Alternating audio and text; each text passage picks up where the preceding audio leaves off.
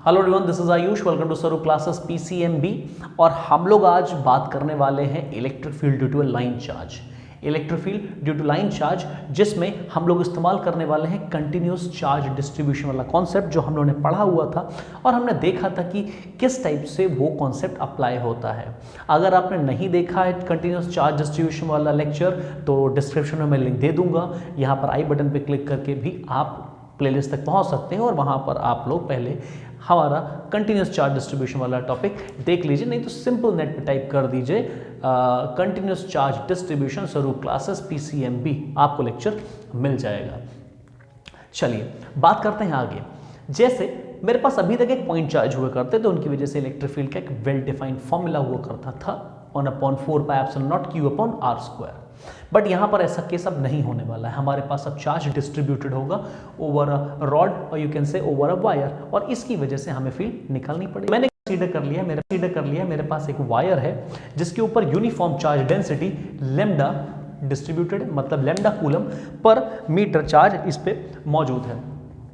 हमारा वायर भी फाइनाइट है और हम लोग मान रहे हैं ये जो हमारी एक लाइन है ये इस रॉड का एक परपेंडिकुलर बाइसेक्टर है, ये इसको 2 हाफ्स में डिवाइड कर रही है and this is the point जहां पर हमें इलेक्ट्रिक फील्ड निकालनी है। This distance is r point, r दूरी पर हमें इलेक्ट्रिक फील्ड फाइंड करनी है और इसके ऊपर जो लेंथ है वो बराबर होने वाली है इसके नीचे वाले लेंथ। मतलब हमारे पास जो भी रॉड है वो उसमें जो पॉइंट हमने लिया है वो कंप्लीटली सिमेट्रिकल है, ऊपर वाली रॉड के लिए और नीचे वाली रॉड के लिए। सो ये distance is equal to this distance और this distance equal to this distance, आप ऐसा मान सकते हैं। तो एंगल जो होने वाले हैं, जो ये पोर्शन यहाँ पर सबस्टैंड करेगा, मतलब ये एज जो होगी वो इसके रिस्पेक्ट में अल्फा एंगल पर होगी, ये एज इस पॉइंट के रिस्पेक्ट में अल्फा एंगल पर मौजूद होगी। हम लोग यहाँ पर इलेक्ट्रिक फील्ड जब निकालेंगे तो एक एलिमेंट्री सेक्शन कंसीडर करेंगे। क्यों? क्योंकि वो एलिमेंट्री सेक्शन बिहेव करेगा पॉइंट चार्ज की तरह, और पॉइंट चार्ज की इलेक्ट्रिक फील्ड हम लोग जानते हैं कैसी होती है। वो इलेक्ट्रिक फील्ड जो पॉइंट चार्ज की निकलेगी उनको फील्ड्स को फाइंड कर लेंगे हर एक पोर्शन की वजह से और उनको सिंपली ऐड कर देंगे हम लोग। मैं फिर से कहता हूं, अगर हम लोग इस वायर पे जितने भी एलिमेंट्री पोर्शन है उन सब की वजह से इलेक्ट्रिक फील्ड निकाल लें और उनको फिर ऐड कर दें वेक्टोरियली तो हमको नेट फील्ड मिल जाएगी। लेकिन यहां पर अगर आप एलिमेंट देखेंगे तो एलिमेंट तो इनफाइनाइट नंबर ऑफ एलिमेंट्स मिलने वाले हैं, क्योंकि जो लेंथ है इसको आप इनफाइनाइट पीसेस में काट सकते हो और वो जो पीसेस होते हैं वो इन्फिनिटेसिमली स्मॉल होते हैं, तो बहुत लार्ज नंबर ऑफ पीसेस निकलने वाले हैं, तो आप इंडिविजुअली तो निकाल के उनको ऐड नहीं कर पाओगे। तो यहां पर हम लोग इस्तेमाल करेंगे इंटीग्रेशन का। हम लोग एक एलिमेंट्री पोर्शन की वजह से वेरिएशन निकाल लेंगे और फिर उसको सम करेंगे विद इंटीग्रेशन। इंटीग्रेशन इसी बात को करता है। इंटीग्रेशन के लिए अगर आप एक एलिमेंट्री या डिफरेंशियल पार्ट की वजह से पैटर्न बता दो तो इंटीग्रेशन से समेशन करके आप पता लगा सकते हो कि पूरा कंप्लीट वेरिएशन कैसा दिखेगा। और इन अदर वर्ड्स आप कह सकते हैं इंटीग्रेशन जो होगा वो सम अप करता है, वो ऐड करता है इन्हीं सारे एलिमेंट्री पोर्शंस को।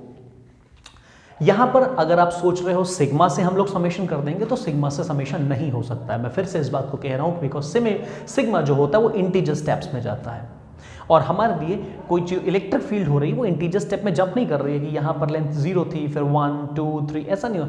हमें यहाँ से इसके पूरे वायर में चार्ज डिस्ट्रीब्यूटेड है तो हर एक जगह पे चार्ज होगा, तो हर एक जगह की वजह से फील्ड होगी, तो वो हर एक जगह की हमें इलेक्ट्रिक फील्ड ऐड लेनी पड़ेगी, ऐड करनी पड़ेगी, तो वो हमें समेशन से नहीं कर सकते हैं। तो इस वजह से हम लोग यहाँ पर इंटीग्रेशन करते हैं और इंटीग्रेशन इसी तरीके से होता है कि वो हर एक पॉइंट का एड ऑन या एडिशन करता हुआ चले। इसीलिए जब कभी भी कंटिन्यूअस वे में हमें एडिशन करना होता है तो हम लोग इंटीग्रेशन इस्तेमाल करते हैं, ना कि समेशन ऑफ सिग्मा की तरीके से समेशन नहीं करते।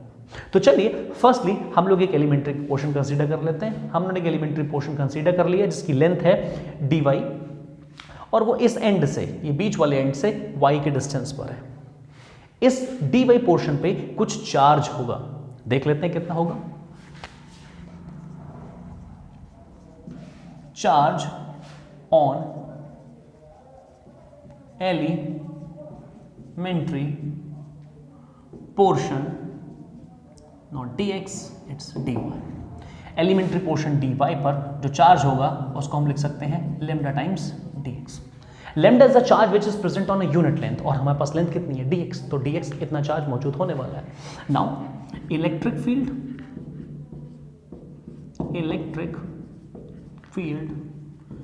Due to dy, electric field due to this dy element, और यू में से इट्स dq चार्ज की वजह से कितनी इलेक्ट्रिक फील्ड होने वाली है. क्योंकि ये एक बहुत ही इन्फिनिटेसिमली स्मॉल पोर्शन है, तो इसके द्वारा प्रोड्यूस करी गई फील्ड बिल्कुल वैसे ही लिखी जा सकती होगी जैसे हम एक पॉइंट चार्ज की करते हैं कंसीडर. क्यों? क्योंकि dy जो होता है वो इन्फिनिटेसिमली स्मॉल होता है, और यू में से इसकी जो लेंथ होती है that is almost tending to zero हो रही होती, बट एग्जैक्टली जीरो नहीं हो सकती. यू कैन से इसकी हाइट, इसकी लेंथ, इसकी width, it's tending to zero, तो एक बिहेव करेगा ये एक पॉइंट चार्ज की तरह से. और पॉइंट चार्ज की वजह से फील्ड हम लोग को बहुत अच्छी तरीके से मालूम है, दी जाती है 1/4 पाई एप्सिलॉन नॉट, और इसके ऊपर जो चार्ज है dq अपॉन जो दूरी है, और ये दूरी हमारे पास है यहाँ पर y² प्लस r². सो हम लोग लिख सकते हैं y² plus r² under root, और उसका होल स्क्वायर जब हम लोग करेंगे तो होल स्क्वायर यहाँ से अंडर रूट को खत्म कर देगा.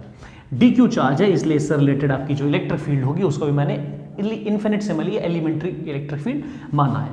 हम लोग यहाँ पर वैल्यू प्लेस कर देते हैं, is equals to 1/4 pi epsilon naught dq की वैल्यू लैम्डा dy. ओके, मैंने यहाँ पर dx लिख दिया था, it's dy, so this is y square plus x square and this is the same thing. तो ये इलेक्ट्रिक फील्ड होने वाली है इस एलिमेंट्री पोर्शन की वजह से, और ये डायरेक्टेड होगी इस दिशा में, क्योंकि इलेक्ट्रिक फील्ड एक वेक्टर क्वांटिटी है, और हम लोग ऑलरेडी डिस्कस कर चुके हैं कि electric field is always directed away from the charge, अगर चार्ज आपका पॉजिटिव चार्ज है बॉडी पे. सो this is the electric field, और ये जो पॉइंट है ये हम लोगों ने यहां पर माना हुआ है that this dy element is located at an angle theta with respect to this line. You can say this point is O and this point P. So ये लाइन OP के साथ एंगल कर रहा है कितना सब्सटेंट थीटा. ओके, सो अब ये angle theta है, तो मैं कह सकता हूं हमारा ये फील्ड भी यहां से एंगल कितना बना रही होगी थीटा, इस तरीके से.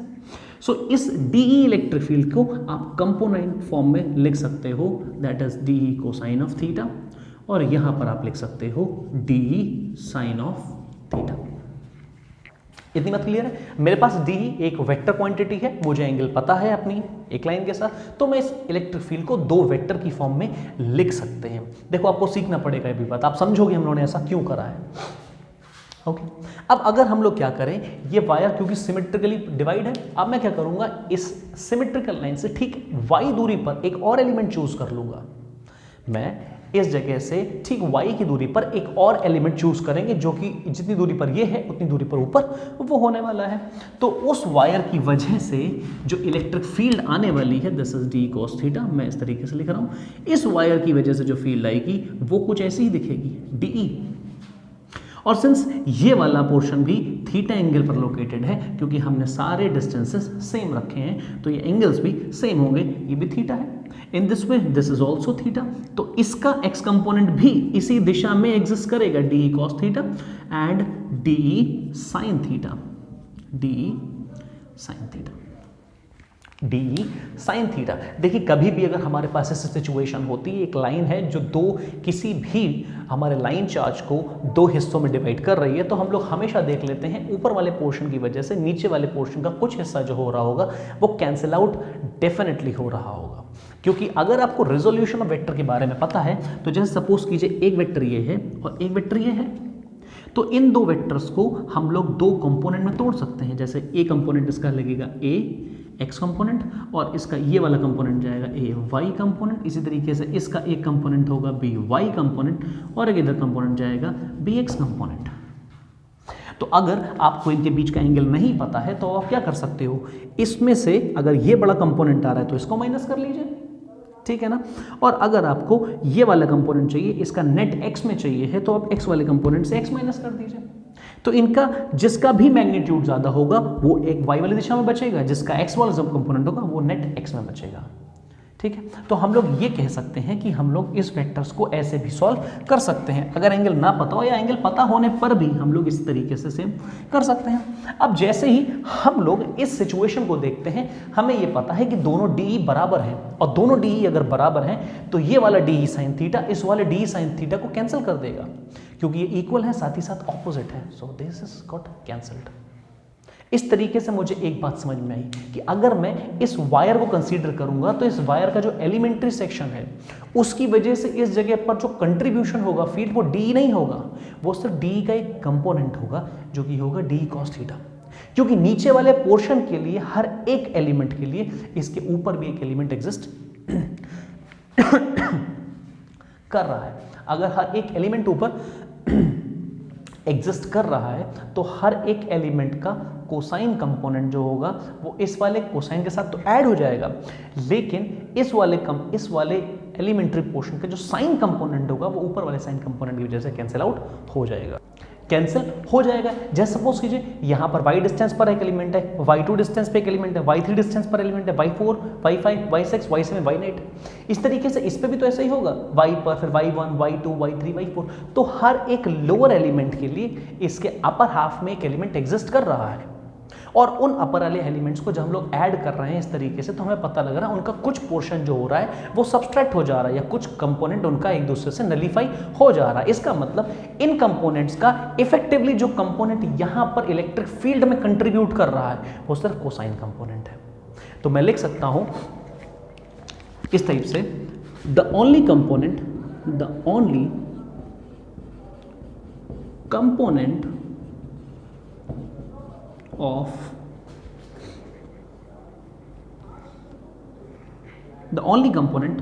of the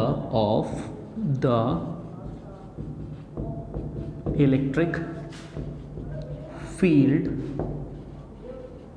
that is contributing to the net field, or you may say total field, net field is DE cosine theta। ऐसा लिख सकते हैं, since D sin theta component get cancelled। आप ऐसा लिख सकते हैं, या आप ऐसा लिख सकते हैं, D component of the each element on the lower half of the wire get cancelled due to the each element on the upper half. तो इस वजह से साइन वाला कंपोनेंट हमारा कंट्रीब्यूट नहीं करेगा। तो मैं कुछ इसे ऐसे भी कह सकता हूं, तो जो हमारी नेट फील्ड होगी that is only d cos theta. So total field, और you can say electric field, okay, write it this way, okay, just a minute.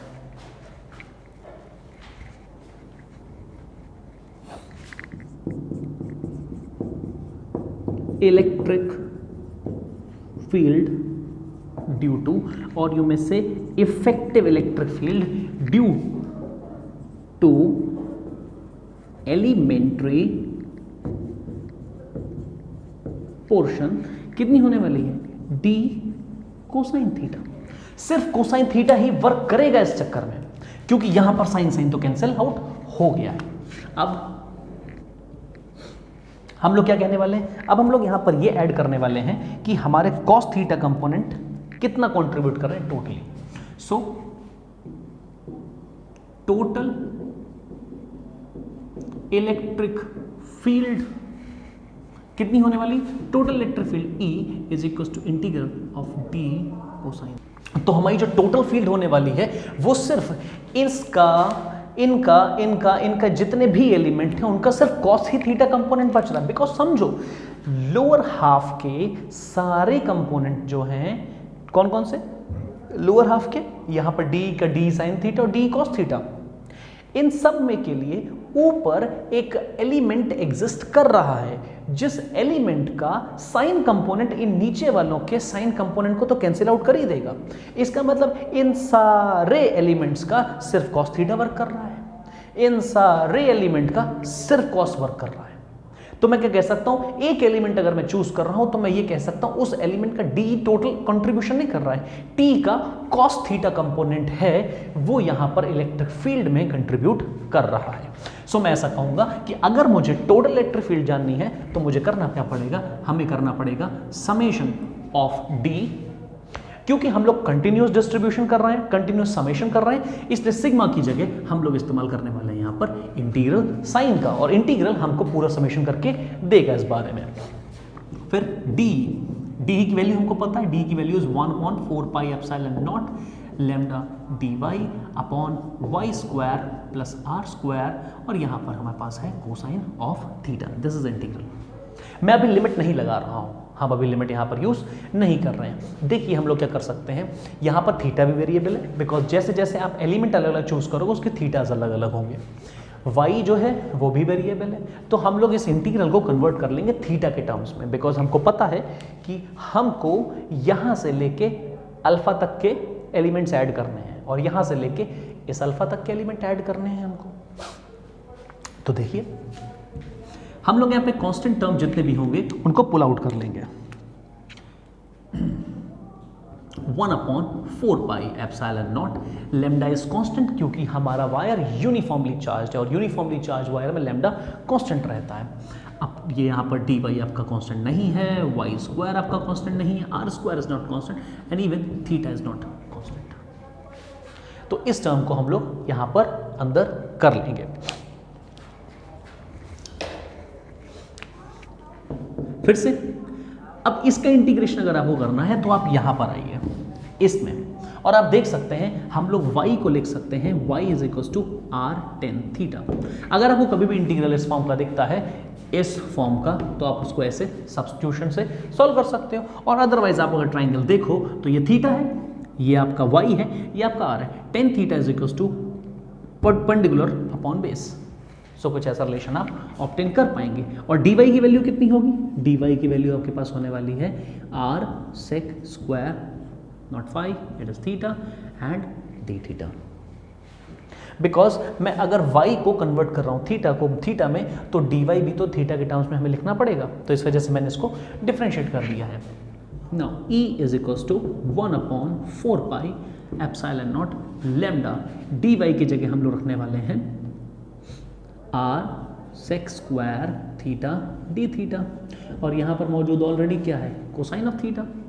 y की जगह हम लोग लिखने वाले हैं r टेन थीटा, तो this is r square ten square का थीटा प्लस r स्क्वायर, कुछ ऐसा।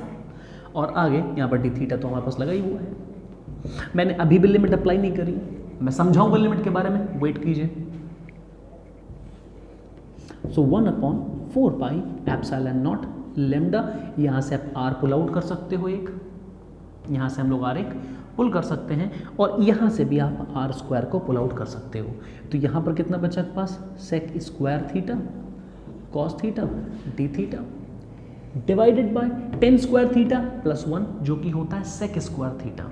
सो this is sec square theta.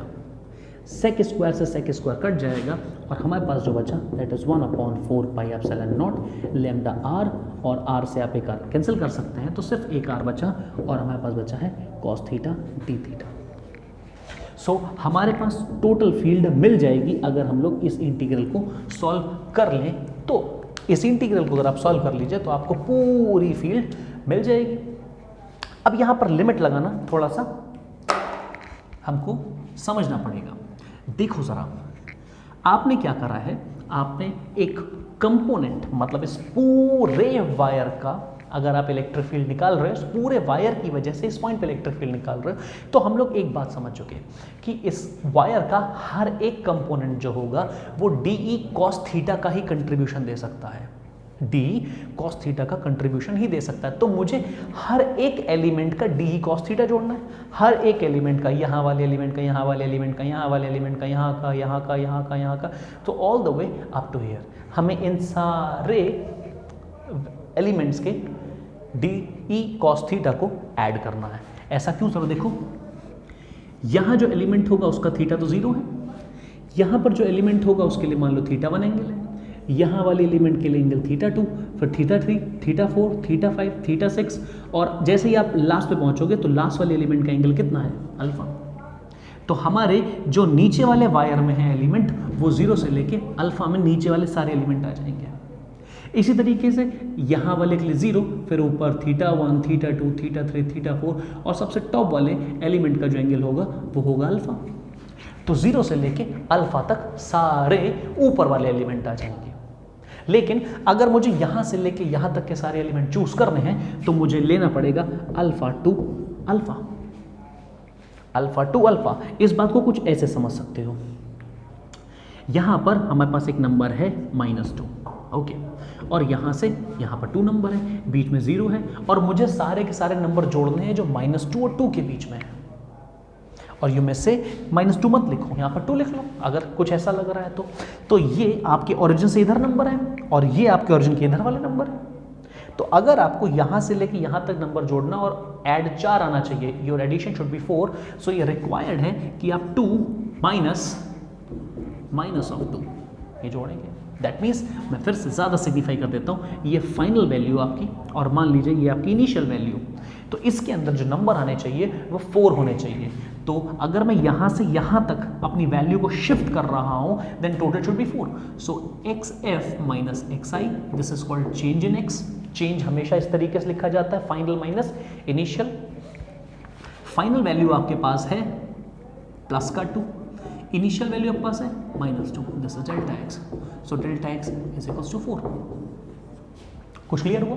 तो अगर मुझे वायर की सारे कंपोनेंट को जोड़ना है जो कि इस पॉइंट से इस पॉइंट तक है, तो मुझे जो लिमिट यूज करनी पड़ेगी, हमें जो लिमिट इस्तेमाल करनी पड़ेगी, that has to be from -alpha to alpha.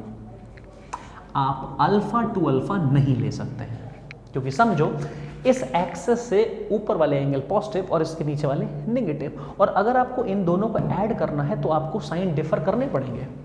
Because अगर अल्फा टू अल्फा कर दोगे, जैसे ये सिर्फ 2 और ये सिर्फ 2 मान लोगे ऐसा, तो अगर आप करो 2 - 2 आंसर भी 0, मतलब बीच में कोई नंबर ही नहीं है, ऐसा तो नहीं है ना। तो हम लोग क्या करना पड़ता है, हम लोग एक्सेस के इधर कुछ नंबर देते हैं और एक्सेस के इधर कुछ नंबर देते हैं। तो इस वजह से साइन में चेंजेस होते हैं। यहाँ वाला एंगल नेगेटिव अल्फा लिया जाएगा, इसके ऊपर वाला एंगल प्लस का अल्फा लिया जाएगा। तो इस वजह से अब जो हम लिमिट यहाँ पर डालेंगे दैट इज -अल्फा से अल्फा। आप यहाँ मत डालिए, लास्ट में डालिए लिमिट अल्फा टू अल्फा। अब मैं इसको अगर सॉल्व करूँ, so E is equals to 1/4 pi epsilon naught lambda by r, हमारा -alpha to alpha, this is cosine of theta, this is d theta. Done.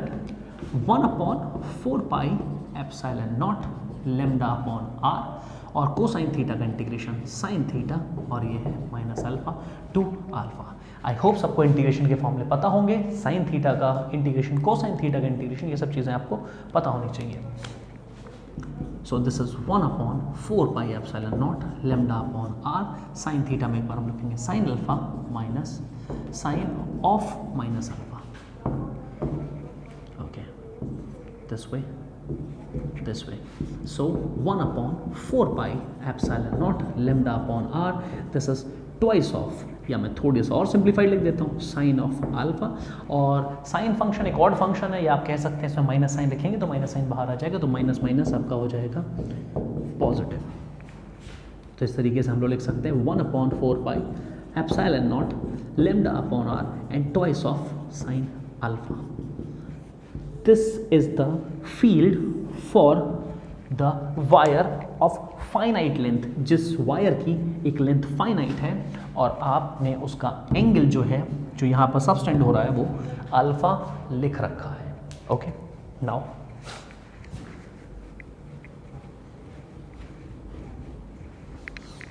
यहाँ पर कुछ एक ऐड कर लेते हैं केस।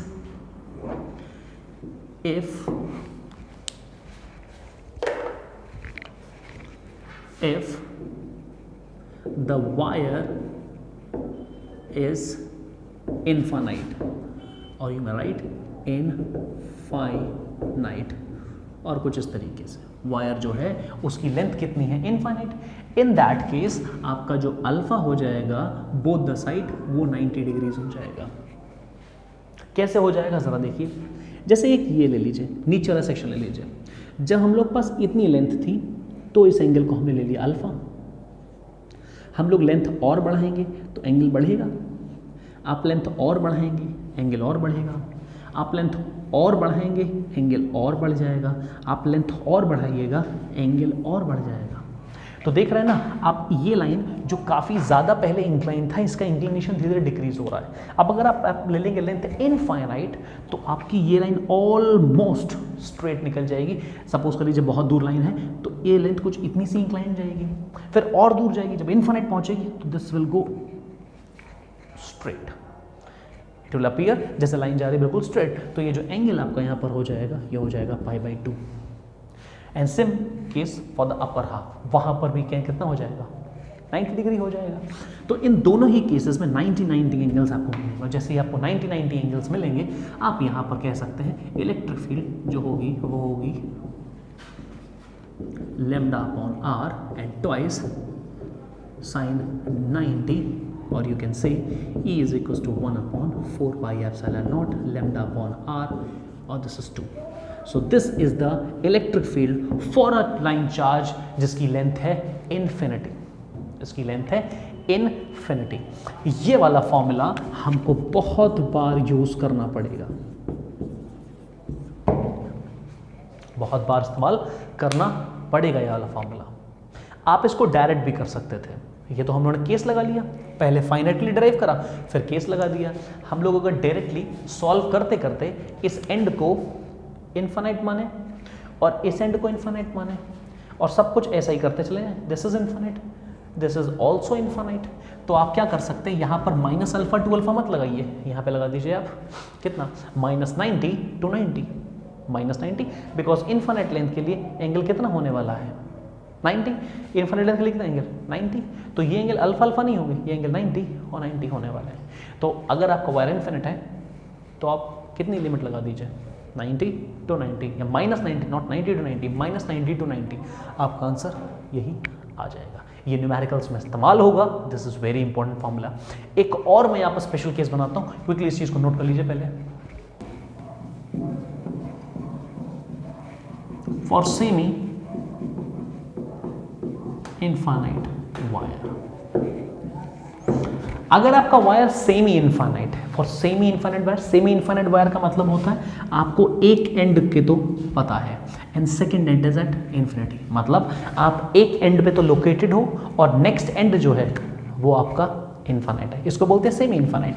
तो इस केस में आप क्या करने वाले हो, जो वायर, जो एंगल पिछली बार, जो पॉइंट आपका ऐसे अल्फा था और ये भी अल्फा था, तो जब आप ये इन्फिनिटी कर दोगे तो ये वाला अल्फा जो था ये तो कितना हो जाएगा π/2, ये वाला अल्फा कितना हो गया π/2, लेकिन ये वाला अल्फा देखते हैं। सपोज करो ये लाइन कुछ ऐसी है और ये लाइन कुछ ऐसी है, अगर आप इस पॉइंट को इसके सामने ले आओगे तभी तो आप इस एंड के सामने आओगे, तब ये सेमी इनफाइनाइट कहलाएगा। तो ये पॉइंट यहाँ पर है, ये पॉइंट यहाँ पर है, जब इस पॉइंट को नीचे लोकेट करोगे ये वाला पॉइंट, तो ये एंगल धीरे धीरे डिक्रीज होगा, ये एंगल डिक्रीज होगा और जैसे ही इसके सामने आएगा ये वाला एंगल 0 हो जाएगा। तो ये वाला एंगल कितना हो जाएगा 0। फिर से मैं बता देता हूँ, अगर आप इसके सामने ऐसे लोकेटेड है और ये ऐसे है, ठीक है, तो जब आप इस पॉइंट को इसके सामने लाएंगे तभी तो आप इस पॉइंट पर आएंगे, तो जब आप इस पॉइंट को सामने लाएंगे तो आप धीरे नीचे मूव करेंगे, जब नीचे मूव करेंगे तो इनके बीच का एंगल डिक्रीज होगा और एट दिस पॉइंट ये एंगल बिल्कुल क्या हो जाएगा 0 हो जाएगा। तो ये वाला एंगल अल्फा कितना 0 और ये वाला angle alpha 90 degree. So in this case एक अल्फा तो π/2 हो गया और दूसरा अल्फा 0 हो गया। सो हमारे पास जो ये वाला फॉर्मूला था, जनरल फॉर्मूला, वो कैसा हो जाएगा, E for semi infinite wire कितना 1/4πε0। हम लोगों ने 2 साइन अल्फा, मैं आपको जनरल फॉर्मूला दिखा दूं, इसका जनरल फॉर्मूला हम लोगों ने कुछ ऐसा लिखा था, E is equals to 1/4πε0 λ/r, और यहाँ पर एक था साइन अल्फा प्लस वो था साइन अल्फा, तभी तो आपने 2 टाइम्स ऑफ साइन अल्फा लिखा था। तो एक अल्फा 0 हो गया है, सो λ/r, एक साइन अल्फा आपका π/2 और दूसरा sine 0, so this value is 0 and this value is 1। So हमें सेमी इन्फिनिट वायर के लिए मिलेगा 1/4 pi epsilon naught lambda upon r into 1, और you can simply, so this is for semi infinite. और infinite के लिए you have that formula, this is for infinite wire. ये फॉर्मूले यूज़ होते हैं, ये वाला फॉर्मूला सबसे ज़्यादा इस्तेमाल होता है, सो इसके लिए आपको ध्यान रखना पड़ेगा। I hope clear. सो ये तो था आपका सिर्फ एक एप्लीकेशन जिसमें हम लोगों ने देखा था कि कैसे वर्क करेगा continuous charge distribution in derivations के साथ। नेक्स्ट हम लोग एक और केस के साथ डील करेंगे। आप लोगों को इसमें अगर कोई इशू हो तो इसको दोबारा देखिए, दोबारा समझिए। यहाँ पर मेन चीज़ इंटीग्रेशन की लिमिट है, उसको समझना ज़रूरी है।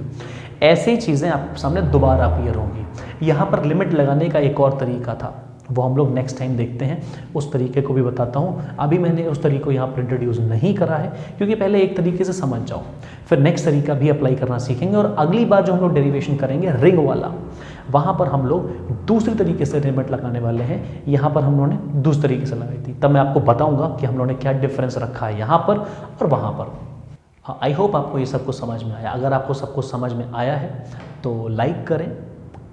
मुझे पता लगना चाहिए, yes you are really appreciating जो हम लोग कर रहे हैं आप लोगों के लिए। एंड सेकेंडली चैनल को सब्सक्राइब करिए अगर आपने चैनल को सब्सक्राइब नहीं करा है, एंड नोटिफिकेशन बेल को हिट कीजिए अगर आप लेटेस्ट अपडेट चाहते हैं, लेटेस्ट नोटिफिकेशन चाहते हैं। दूसरी बात मैंने फिर से कहा है, जो क्लास 12 के लेक्चर हैं, इसके अलावा जो टॉपिक्स या जो डेरिवेशंस आपको क्लास 12 के सिलेबस में नहीं मिलेंगे, उसके लिए मैं एक एक्स्ट्रा प्लेलिस्ट बना रहा हूँ जिसका नाम है एक्स्ट्रा बाइट फिजिक्स। आप हमारे चैनल को उस प्लेलिस्ट को हमारे चैनल पे देख सकते हैं, और कुछ ऐसे डेरिवेशंस वहाँ पर देख सकते हैं जो क्लास 12th में हमारे पास सिलेबस में नहीं है, in case you are really enjoying the topic और आप कुछ एक्स्ट्रा जानने में इंटरेस्टेड हैं। So till then see you in the next lecture. Thank you everybody.